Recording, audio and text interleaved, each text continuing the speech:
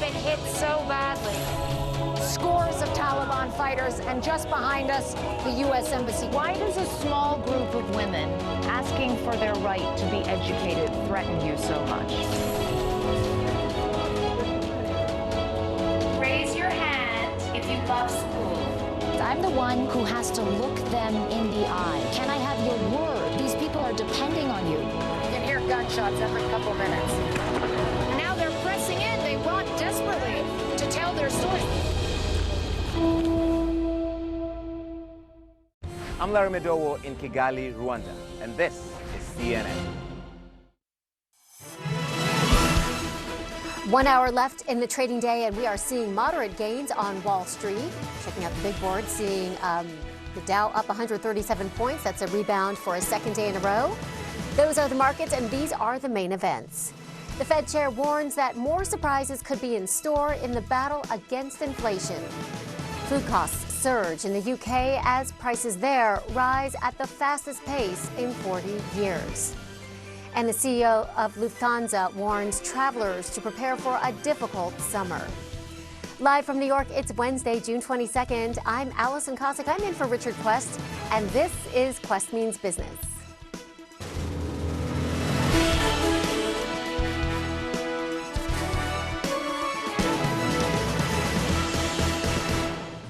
Good evening. Tonight, U.S. lawmakers urge the Federal Reserve Chair to tread carefully in the fight against inflation after the biggest interest rate hike in nearly 30 years. Jerome Powell appeared on Capitol Hill Wednesday to begin 2 days of hearings. He told U.S. senators that his number one priority is bringing down inflation. He said the central bank is not trying to provoke a recession, but one is certainly possible. Even so, Powell insisted rate hikes will continue until prices level off. At the Fed, we understand the hardship that high inflation is causing. We are strongly committed to bringing inflation back down, and we're moving expeditiously to do so. We have both the tools we need and the resolve it will take to restore price stability on behalf of American families and businesses. It is essential that we bring inflation down if we are to have a sustained period of strong labor market conditions that benefit all. Some lawmakers questioned whether sharp rate hikes are the right tool for the job. Democrat Elizabeth Warren warned they could set the economy back. Listen. You know what's worse than high inflation and low unemployment? It's high inflation and a recession with millions of people out of work. And I hope you'll reconsider that as you drive this, before you drive this economy off a cliff. Wow, Rahel Solomon joins me live from New York now. Great to have you with us. You know, this was one of these hearings that had some fireworks, so it was kind of interesting to watch. You know, lawmakers really pressed Powell on interest rates, on the aggressive rate hikes that are expected to come down the line here. What specifically, Rahel, did Powell say that he's going to be watching for in the coming months that will determine the pace of these hikes? I mean, I think all along he has said that he will be data dependent, right? And you can understand why. There was a point where it appeared that inflation was perhaps moderating, and then we got last month's CPI report, Consumer Price Index report, that suggested that it was accelerating. And I should say, Allison, there appears to be growing support among some Fed officials, at least, for an additional 75 basis points or 0.75% next month. But there has always been, to be honest, there have always been these two camps within economists, some who have felt that the Fed was too slow, it was too late, and that they need to do more right now. Others, however, have said, look, a lot of this inflation is actually not demand-driven, it's more supply-driven, and there's very little the Fed can do, so they should tread lightly. So there has always already been this concern in the markets, and you're seeing that play out. So the jobs report becomes increasingly important for the Federal Reserve as they monitor unemployment, of course, the relationship between unemployment and the inflation rate quite documented, but also the CPI report and the PCE report. So the inflationary reports the next few weeks becoming increasingly more important as the Fed tries to fight inflation that rages at 40-year highs. I would say that, you know, the U.S. economy for now is strong, and spending is strong. Consumers are in good shape. Businesses are in good shape. Clearly, financial conditions have tightened, and you're seeing growth slow from the very elevated levels of last year associated with the reopening. You're seeing the beginnings of job growth slowing to more sustainable levels. And, there's risk in that. There's obviously risk in that. Monetary policy is famously a blunt tool, and there's risk that weaker outcomes are certainly possible, but they're not our intent. And Allison, part of the reason why monetary policy is considered a blunt tool is because there is, of course, a lag in terms of what the Federal Reserve does in terms of interest rates. And when we start to see that play out in the economy, it's about 6 to 9 months. And so the Fed just recently started raising rates. I believe the first rate hike was in March. So we're still really not even seeing that play out in terms of economic demand. The market clearly was watching the hearing today, and we see green arrows. What do you think is going through the investor's mind at this point? Well, I think if I could tell you why the markets are doing, I'd probably be a very rich woman, Allison. But it's so hard to know because, again, just like economists are in two camps in terms of what the Fed should and shouldn't do, there are different sort of camps within the investment community. Some believe that a more aggressive Fed perhaps is good because it reduces the risk, or it increases the risk rather, of a recession, but it reduces the risk of inflation. There are others, however, that are feeling very concerned. There are, of course, lots of negative overhangs on the market right now, the war in Ukraine being a huge one, supply chain disruptions that still haven't quite eased, and, of course, inflation, not just here in the U.S., but around the world. So lots for the markets to parse through every single day. And, we have seen bounces during this bear market, but that's really not that uncommon. We see bear market bounces quite a bit in the middle of a bear market. Yeah, and good point. We are seeing green arrows, but the NASDAQ, the S&P still in a bear market. Rahel Solomon, thanks so much. Across the Atlantic, prices are rising even faster. The UK just reported its highest inflation rate in 40 years. Prices in May were up 9.1% in a year. That's the worst in the G7, and central bankers expect it to get even worse, forecasting double-digit price rises by October. Once again, it was staples like food and fuel that saw the biggest gains. CNN's Clara Sebastian took to the streets of London to find out how consumers are coping. Here at this East London food market where people are on their lunch breaks, it's not immediately obvious that the UK is facing 40-year highs in inflation and a cost of living crisis. But inflation is here. Food prices were the biggest contributing factor to the latest rise in inflation. Add to that the cost of energy. Motor fuels were up around 33% in the past 12 months. And you have a situation where pretty much everyone here is feeling the pressure. I think food shops especially are just like ridiculous. You can't get anything on offer, it's all, adds up too much. But unfortunately, money doesn't go so far. I have also been busy trying to fix my mortgage because we are facing significantly rising mortgage rates as well. The oil's gone up, the vegetable oil and the price of the chicken's gone up basically. But we've not passed it on yet because try and keep it to the absolute minimum until we can. Well, that business may not be passing on the costs to its customers, but data shows more and more businesses are. Add to that the fact that we've already seen disruption this week from rail strikes. These latest inflation numbers could lead unions to increase their demands for more pay rises in line with inflation. And then you have another worry. The UK economy is actually shrinking. It shrank in both April and March, data shows. If inflation keeps rising and the economy keeps shrinking, the risk of recession keeps going up. And that means a whole new set of challenges for the businesses hoping to make a living off people's lunch breaks. Clara Sebastian, CNN, London. Central bankers around the world are scrambling to raise interest rates to help calm inflation. Last week, the Fed and the Bank of England both announced their most aggressive rate hikes in decades. The European Central Bank, which has kept rates at zero, says it plans to raise them 25 basis points next month. Vivek Paul is the head of portfolio research and the UK chief investment strategist at BlackRock Investment Institute. Thanks so much for being with us. Thanks for having me on. All right, so I know that you have noted that the Bank of England was the earliest of its peers to begin the process of monetary policy normalization. It's now further along this tightening path. Do you think, keeping this in mind, that the U.S. Federal Reserve, that it kept rates too low for too long, so it made a mistake? I think there are a bunch of differences and similarities between the two situations. And I guess the similarity, is as per the sort of previous correspondence you had, we're in an environment where supply-led sort of issues are dominating the inflation regime globally. Now, the issue, I guess, and the difference is where each of those two sort of central banks are in their journey towards ultimate tightening. And there are differences here because, you rightly pointed out there that the UK was earlier to sort of get going, but the other point would be that the UK's natural sort of neutral rate of interest is also probably lower than the US's. So from here, you could almost kind of see in some ways that the Bank of England is almost a little bit of a case study for other central banks as they get further on in their sort of tightening journey. We are of the view here that actually, this is an environment where you're going to see material rate rises for a period of time, particularly in the US, whereas the Bank of England might be a little bit more of the camp that they're getting to that stage where they're explicitly weighing up that sort of dichotomy that they're facing here, which is, do they prioritize getting inflation under control, or do they worry about those growth impacts? And what marks out the Bank of England as a bit different to the Federal Reserve is more explicit acknowledgement of that trade-off, more explicit acknowledgement of the fact that there are sort of real recessionary pressures baked into their own forecasts. And as your previous correspondents were saying, that the growth prospects in the UK in the near term look quite weak.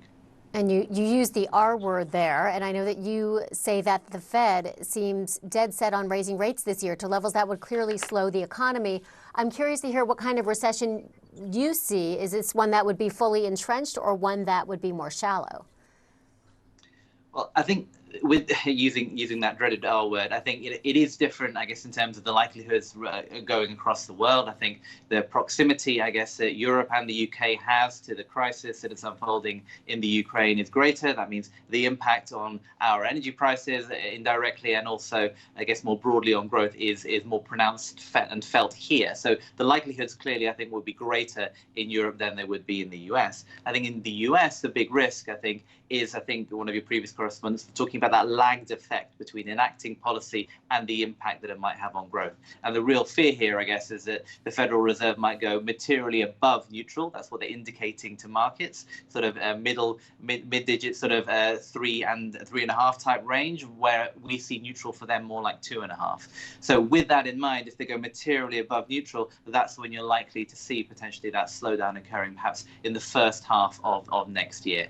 And to be clear, when we're not talking about, I guess, automatically that being a repeat of the global financial crisis or something like that. All recessions are different, but still the odds of a downturn are materially greater than they perhaps were. The Fed obviously is in the middle of a very delicate dance trying to lower inflation while raising rates and possibly causing a recession. Do you think that the Fed is misreading something here about inflation that is looking to resolve the problem? I think what I would say is, clearly central banks across the world have come to the fair and right conclusion that it is right to normalize policy. We don't need the same level of extraordinary stimulus in an economy, broadly speaking, that is restarting in the West than we did, during the pandemic. So the idea of normalizing makes a lot of sense. I guess it's more that explicit acknowledgement of the supply-led nature of it and the idea that in such an environment, there's only so much central banks can do, or put another way, they have to impact growth much more materially to see the same impact on inflation than would have been in the case had this been demand-led. And I think that's the area, kind of being explicit about that trade-off, about the sort of the difficult choices that they're facing. I think that's the element where other central banks perhaps have been a little bit clearer, and therefore there's less likelihood of an about turn in terms of policy in other regions. Vivek Paul, thanks so much for your perspective, and thanks for coming on the show today. Great to be on. Up next, Putin returns to the world stage for his first international summit since the Ukraine invasion, as China slams Western sanctions.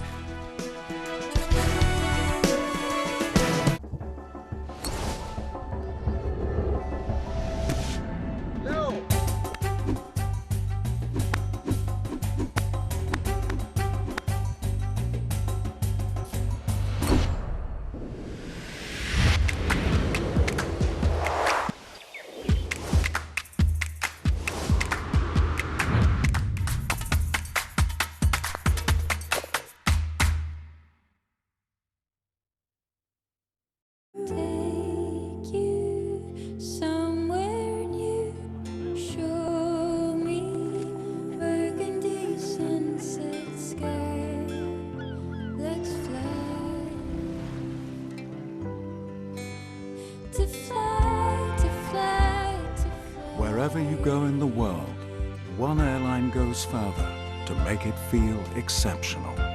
Qatar Airways, going places together. Fundamentally, the world is changing very rapidly because of technology and globalization, and people need to learn new skills. And if they do, there's a wide range of new opportunities for new jobs if people get skilled up. So we think this is going to persist far beyond the pandemic. There's a lot of interest for individuals coming directly to Coursera Online to take professional certificates, to learn the skills, to get new digital careers. But the other thing that we're seeing is that businesses are realizing that embracing technology, going digital, moving to the cloud, using AI makes them more competitive. And so businesses are upskilling their employees using Coursera. And now, post-pandemic, universities and colleges all around the world, even as students come back to campus, they're realizing that integrating online learning into the way that students learn is a great way to provide flexibility and also access to emerging skills. On Mission Ahead, a new spin on launching spacecraft into orbit. As a species, I think we just always look up and we say, well, that's the next frontier. Then, could this new zero-emission boat be the Tesla of the sea? Plus, preparing for the future, are cities that float the answer? On water, buildings don't have to be static. Meet the entrepreneurs and inventors who are taking mobility to the next level.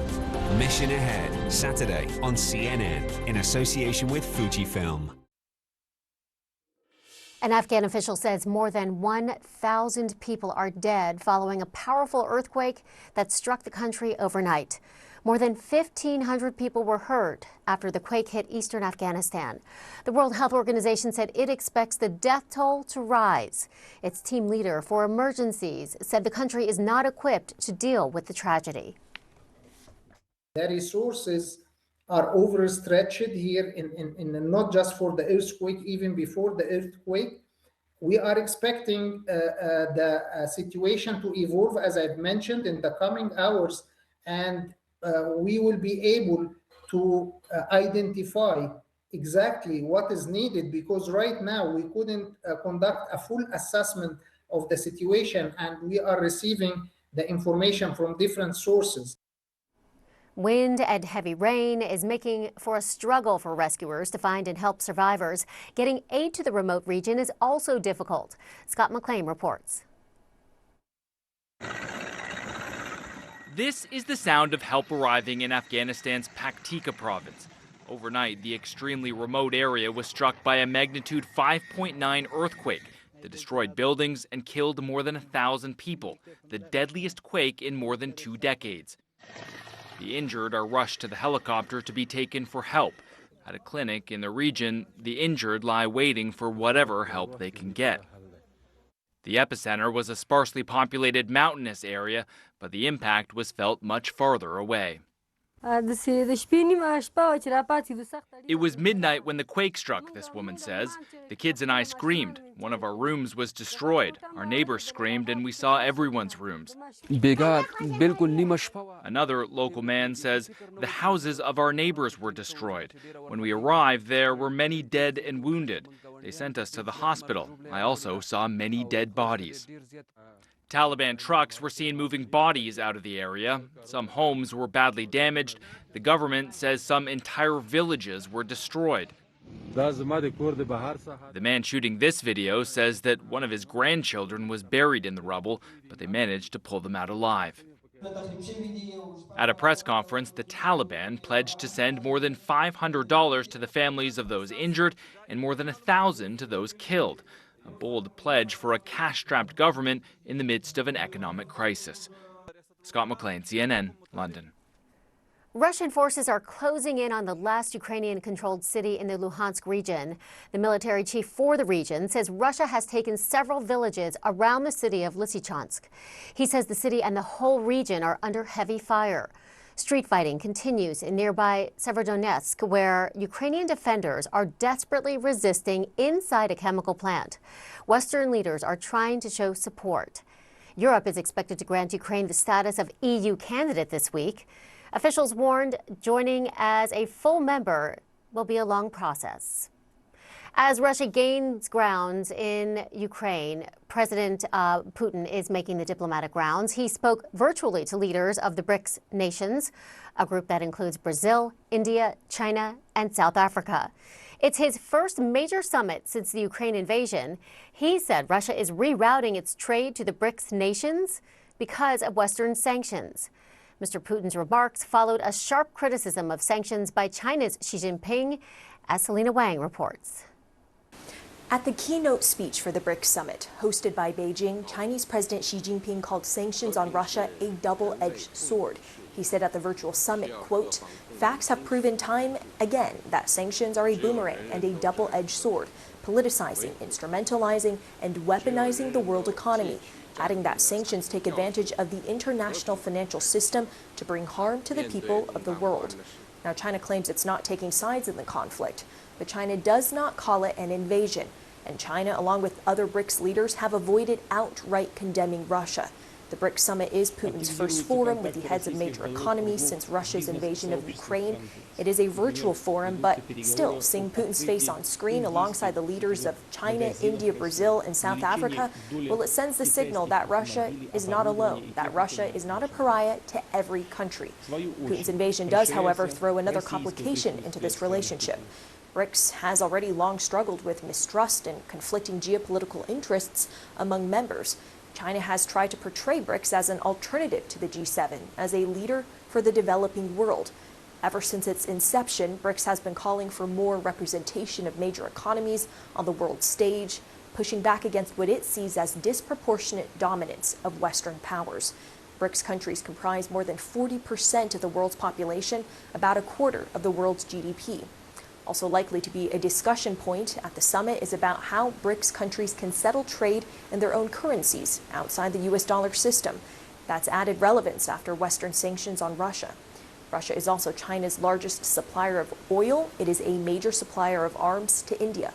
Just days after this summit, the G7 meeting, which has been united in their voice against Russia, will be kicking off. Selena Wang, CNN, Beijing.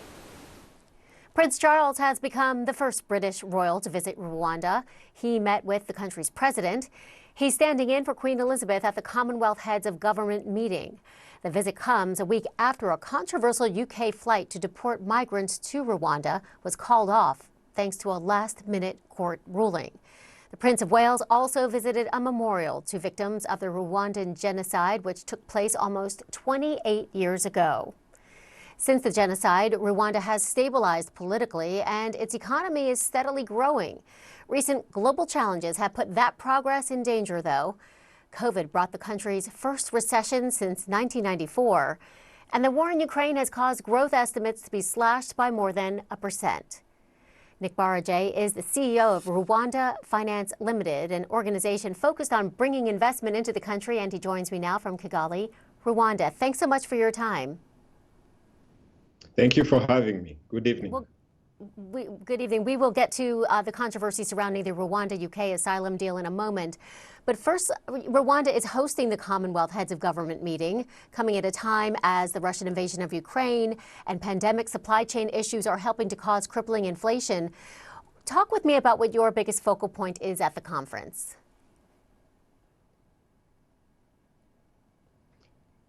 The biggest focal point for Rwanda is to showcase to the world, members of the Commonwealth, the opportunities of investing in Rwanda. In June 2021, the World Bank released a report, and it's entitled The Role of the Private Sector in Financing Infrastructure Gap. And in this report, they mentioned that over the last couple of years, the government of Rwanda has spent close to 13% of its GDP on public investments. And this is almost the third highest globally. This means that we need private sector to support and complement government of Rwanda's financing needs if we are to attain sustainable development goals. Now, this is where Kigali International Financial Center comes in, because it's about creating a Pan-African financial center that facilitates investments in Rwanda and across the region. Mm-hmm. How much of a challenge is it, though, to attract investment as Rwanda's economic growth has been downgraded? I wouldn't say it has really been downgraded. Again, let's look at the facts as they are. July last year, the government of Rwanda issued a Eurobond, which was heavily subscribed. Yesterday, during the Commonwealth meeting, we had the groundbreaking of an infrastructure project worth $100 million. Under Kigali International Financial Center, we are seeing investments that are coming to be domiciled in Rwanda. For example, we have an Afrexim Bank fund called FEDA, $200 million fund that is aiming at funding private companies both in Rwanda and across the region. So in as much as we are seeing concerns around global recessions, our central bank has a very prudent monetary policy, and we are confident that we will be able to, together with other government of Rwanda agencies, be able to ride the wave. Right, right.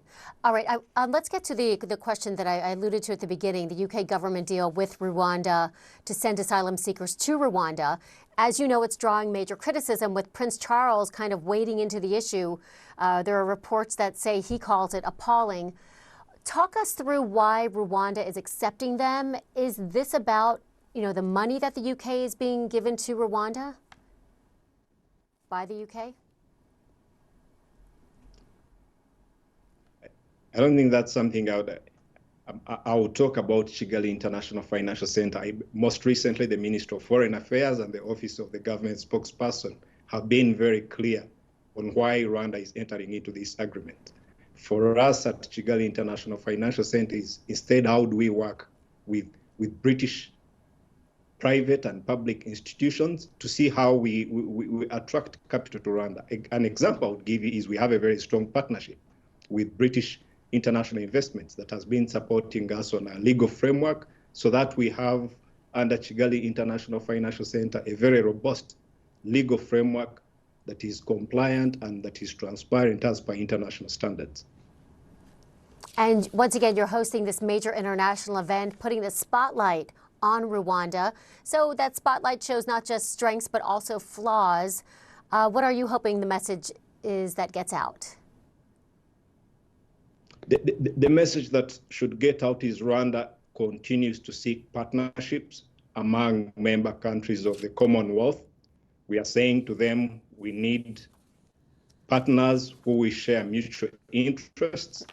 We have opportunities in Rwanda that are attractive. We have an environment that is conducive, and we are ready to work with them. That's the message that we would want to come across. Like any other country, of course, there are always challenges, but our attitude has always been, how do we collaborate to address and overcome the challenges as they arise? Nick Barajay, the CEO of Rwanda Finance Limited. Such a pleasure to have you on the show. Thanks for your time. Thank you for having me. Summer travel delays have already left a dent in one of the most profitable seasons for airlines. The CEO of Lufthansa gives his take on the chaos. That's next.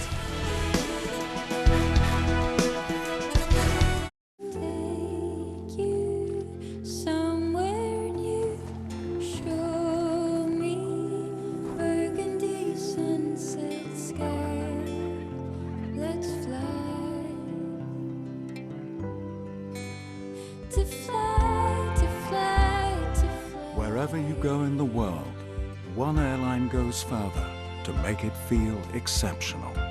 Qatar Airways, going places together.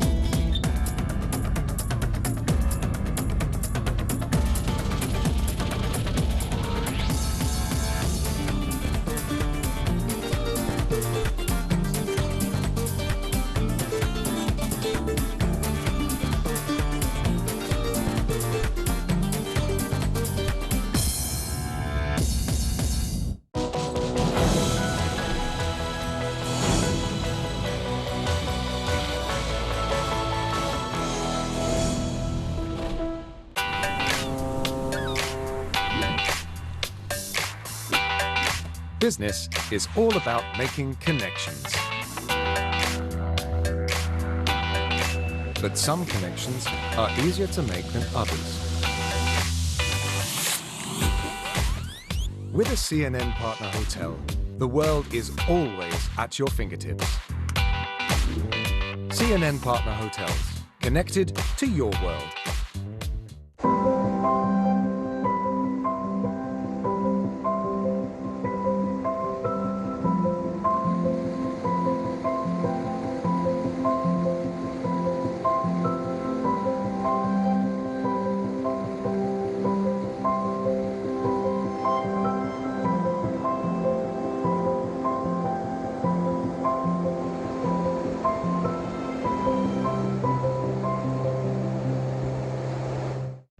This is CNN.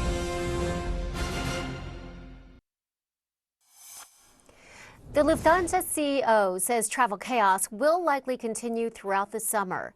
Thousands of flights have been canceled in recent weeks amid staff shortages and bad weather. In the U.S., cancellations are happening 4 times as often as they did in 2019.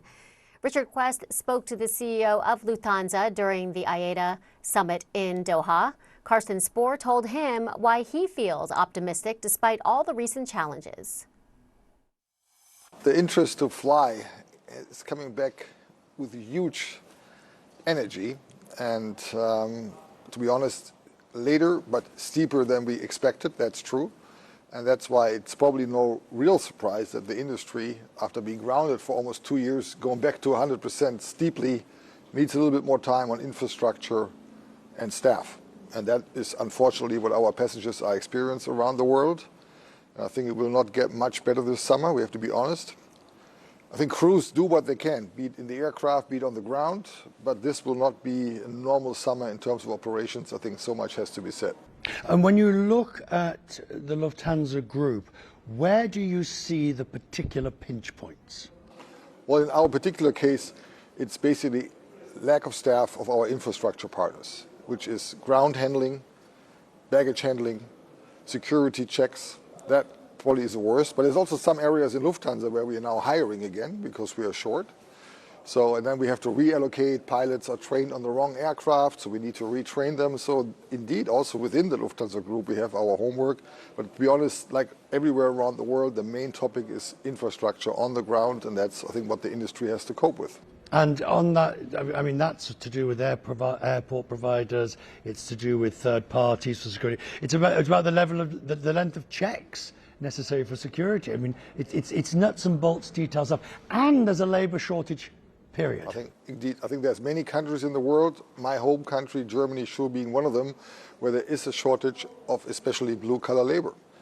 I think we need, around the world, at least countries like the one I'm from, new immigration policies. How do we attract people to our industry for the blue-collar parts of the industry? I think that's an issue, not just post-COVID, but general. I admire and appreciate your honesty about the summer, because I think there's a wish to put a rosy scenario, but the reality is all the passengers are going to feel the effect. Absolutely, and I think there's another truth, at least for the airlines I'm representing. We can't cancel many more flights because they are sold out. It's one idea always to take load off the systems, and some European airports have done that, reducing the number of flights, and we have done that also internally, but we can't go much further because the flights we now have in the systems are all booked with high load factors, and just to cancel those and rebook the passengers has reached its limits. So I think one way or another we have to cope with bottlenecks. Weather will play a role. And again, also what I'm doing here, asking our passengers for a little bit of understanding and sometimes for some patience, probably is part of the jobs we as CEOs have in the industry this summer. On this question of recession, traditionally a recession hasn't had a dramatic impact on air travel. Do you expect the same this time around? No, I think you gave the answer yourself. I indeed agree that if you look at history, we haven't seen that much of an impact in our industry. And now on top of that, we'll see growth from continuous return of corporate travel, from hopefully parts of Asia opening up. So we might well, and that's what we are planning for, see an effect that growth elements are overcompensating potential recession elements. So we are preparing for more growth in 23 and for the industry to come back to pre-COVID levels much faster than we all expected. As I look at the group, so you're now going for 20% of ITA in Italy, according to the reports. And as you look at the different elements of the group, where's your focus now? Well, the focus will be premium long haul. That is always the backbone of what Lufthansa has been doing historically, the Lufthansa Group has been doing historically, and our two most premium brands, Lufthansa and Swiss, are focused on. But indeed, we established a successful point-to-point business, and we established national brands from national carriers to expand our home markets. Indeed, looking at Italy, we think that the Lufthansa Group would be a great home also for the new Italian home carrier, ITA. So that strategy will move on, and if I see at the high loads of our premium classes around the world, I think that strategy is paying off. All in all, how would you describe your mood? Oh, after 2 years of being grounded, one way or another, including physically being grounded myself to a certain degree, I think I'm sharing the upbeat mood you feel around this conference. And again, people want to fly again, people want to connect again. Our industry is back. Indeed, talking about some bottlenecks which are caused by too steep growth, what a great problem to have compared to the problems we have been all suffering from the last 2 years. While Western airlines struggle with capacity, Korean Air is still coping with lockdowns in Asia, and bookings are slumping as a result. Its CEO spoke to Richard Quest about how the airline is staying afloat. So we are at about just under 40% capacity right now, mostly long hauls. We're reopening by end of July will be about 40%, and it's very slow, yes. You must be looking enviously yes. at the other airlines here that are now, in many cases, exceeding capacity of 2019. Right. Yeah, a lot of our network covered China and Japan, which is still very closed, which is a handicap for us right now because we couldn't operate there. And that's the biggest cause of it right now. How are you operating the airline? Because, if you've got 40% into capacity, you're still losing money, therefore, you've got higher fuel prices that everybody's suffering from. It must be making management of the airline very difficult. Well, we're not losing money. Our freight business is holding us up very strongly, and this year, first half of the year was actually stronger than last year, which last year was our strongest year ever in our company history. And cargo demand is still very strong, and we're just adjusting our capacity accordingly. The merger with the takeover of Asiana is well and truly bogged down, both with China's regulators, the US regulators, the EU regulators. Do you have concerns that this may not happen? Are you hearing rumblings that this is going to be very difficult to get through? No, I am confident that we are on track. We're on schedule. We'll be ready for their demands of their authorities demand when we finally get to meet them, and we'll be able to discuss and meet their request. And I'm confident we'll be through it by end of the year. What do you think you learned about yourself during the pandemic? I've asked lots of CEOs about this, and they all talk about the ability to lead. They talk about just make a decision. If you have to change it in the future, fine, but just make a decision. What did you learn about yourself, do you think? Well, when my executive staff first came and told me that they're going to convert our passenger plane into freighters, I thought that was a crazy idea, but I just wanted to try because that's better than just parking it. And, first flight was a small margin, but it became very successful. And that was a success story for the last 2-3 years. And then I realized, okay, I have to listen. I have to listen to our staff because they know better. I mean, I don't know everything. If we combine our brains together, we could win this. So, It was tough, very tough, but also very exciting, and in some ways it was fun. Great interview. And that's Quest Means Business. I'm Allison Cossack. Feel free to follow me at Allison Cossack on Instagram and Twitter. I'll be back at the top of the hour as we make a dash for the closing bell. Up next, Living Golf.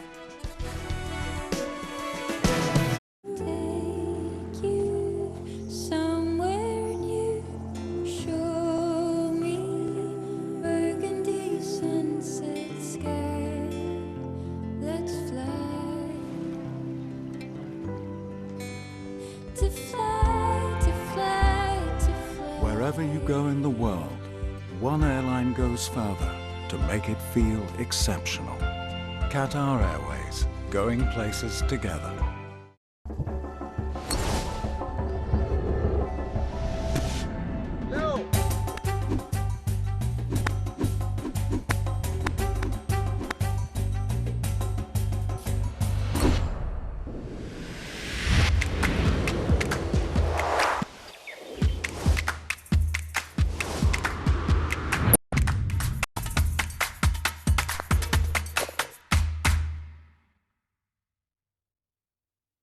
Go behind the scenes on Living Golf.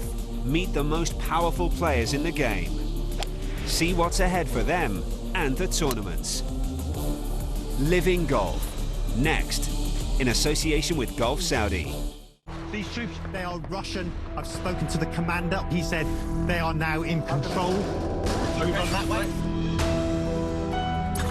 It's a secret location. They're going to fire on Russian forces. There has been a ferocious battle here. There's unexploded grenades everywhere. We're being shown the powerful American guns, giving them an edge. You downplayed the US intelligence assessment. Do you now regret that? I'm in Kiev right now, and it is under attack, Mr. Lavrov, from Russian forces. I'm being told by our security that we need to get our flak jackets on. No matter where you are in this country, lives are being shattered. There are thousands streaming out. It is at least a chance to save their own lives. Matthew Chance, CNN. Sunday on CNN. In a year full of challenges, let's salute those going the extra mile, using their platforms for good. CNN Heroes Salutes, hosted by Erin Burnett, Sunday. Living Golf, in association with Gulf Saudi.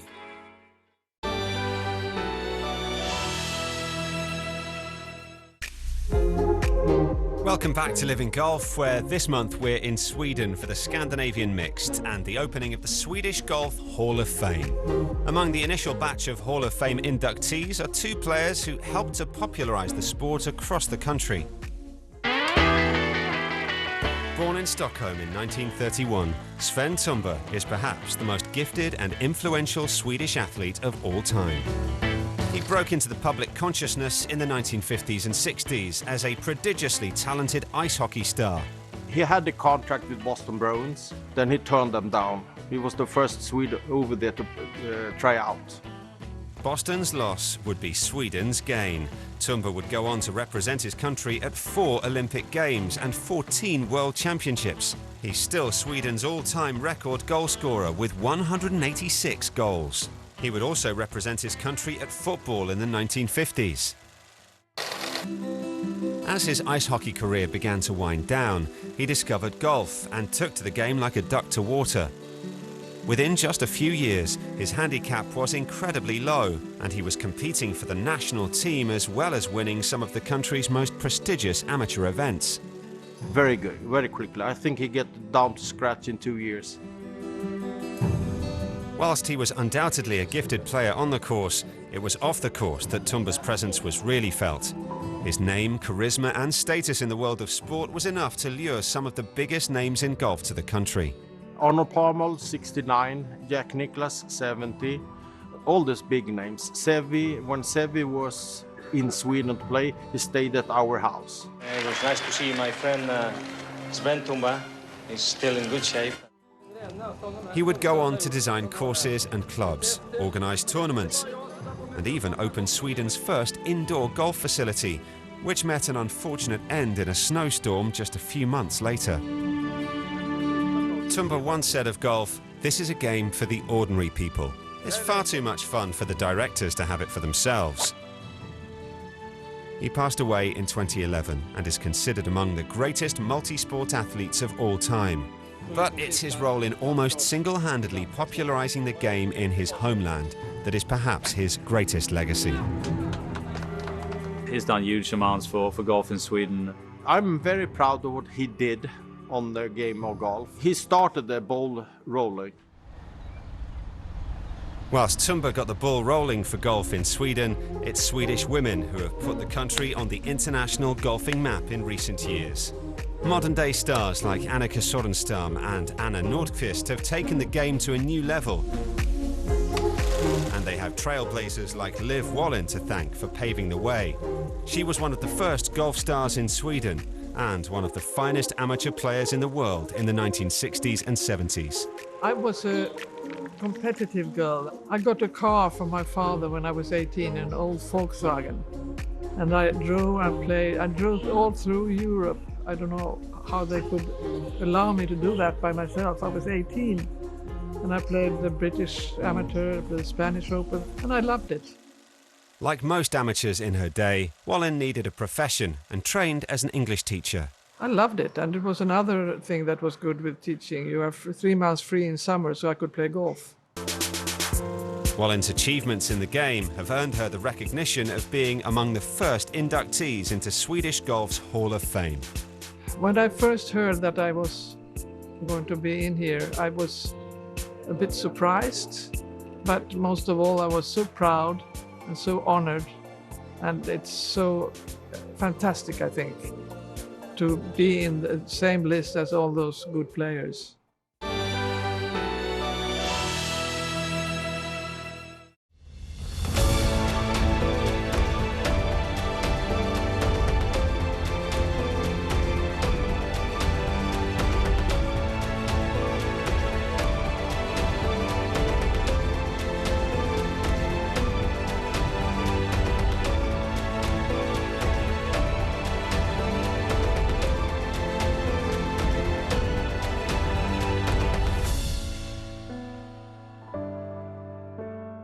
On Mission Ahead, a new spin on launching spacecraft into orbit. As a species, I think we just always look up and we say, well, that's the next frontier. Then, could this new zero-emission boat be the Tesla of the sea?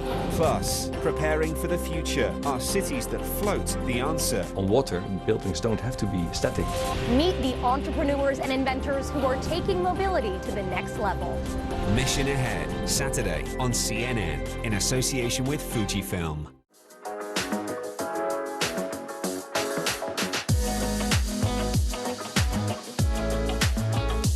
With the likes of Annika Sorenstam and Henrik Stenson blazing a trail, the talent to have emerged from Sweden in recent decades has been immense. Maja Stark has burst onto the scene over the past 12 months, having already picked up 3 wins in her rookie campaign on the Ladies European Tour. The 22-year-old from the south of Sweden is being tipped for a very bright future in the game. It's a good atmosphere. I feel like on the whole tour, everyone's just so friendly.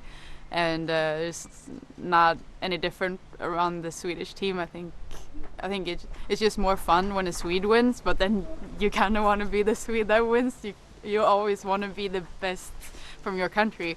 In Sweden, I think nobody really pursue golf before age of 16 when you choose what sports you want to do.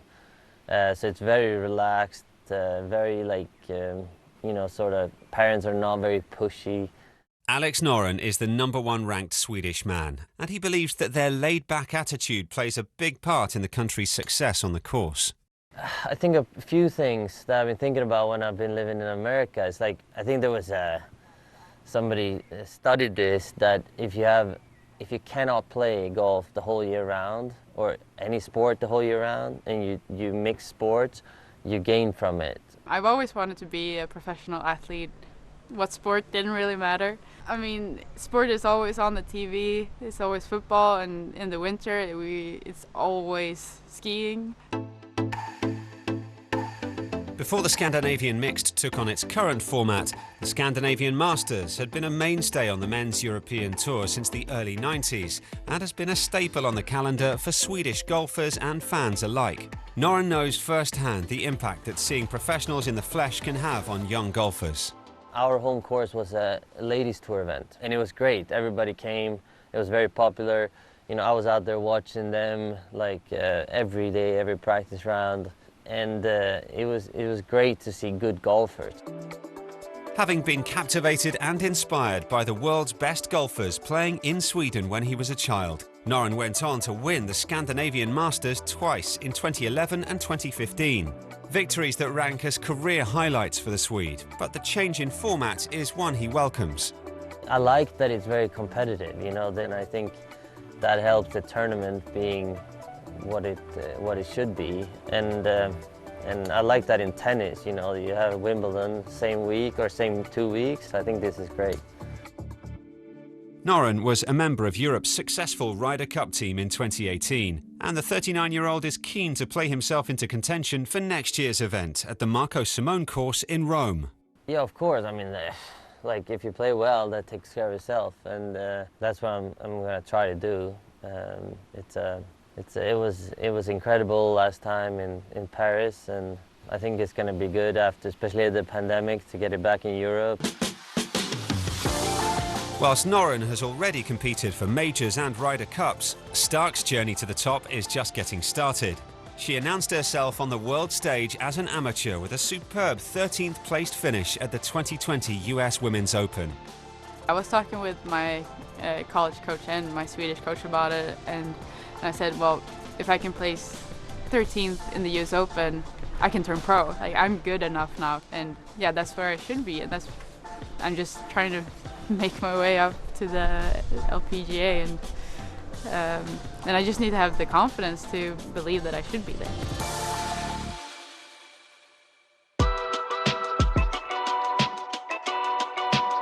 Once again, the Scandinavian Mixed proved to be an overwhelming success in 2022, with the Swedish crowds returning in force to cheer on a very popular winner.